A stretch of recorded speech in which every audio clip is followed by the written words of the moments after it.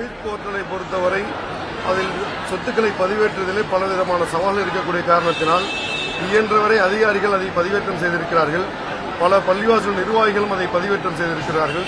விடுபட்டவைகளும் மீண்டும் பதிவேற்றக்கூடிய வகையிலே அதனை மேல்முறையீடு செய்து அதற்கான கால அவகாசத்தை நீட்டிக்கக்கூடிய முயற்சியை நாம் எடுத்து வருகிறோம்.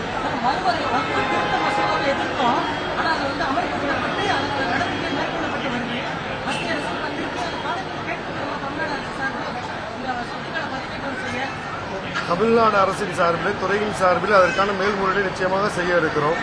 அதேபோல் வக்ஃபு திருத்த சட்டத்தை பொறுத்தவரை தொடர்ச்சியாக இந்த அரசும் அதனுடைய பல சரத்துக்களை எதிர்க்கும் விதமாக தீர்மானங்கள் நிறைவேற்ற இருக்கிறோம்.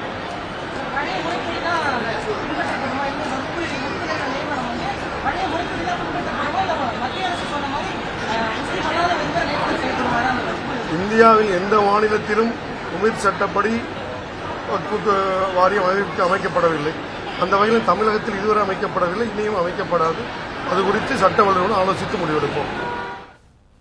பிளே ஸ்டோர் மற்றும் ஆப் ஸ்டோரில் இருந்து பாலிமர் செயலியை QR கோடு மூலம் பதிவிறக்கம் செய்யுங்கள். செய்திகளை உடனுக்குடன் பெறுங்கள்.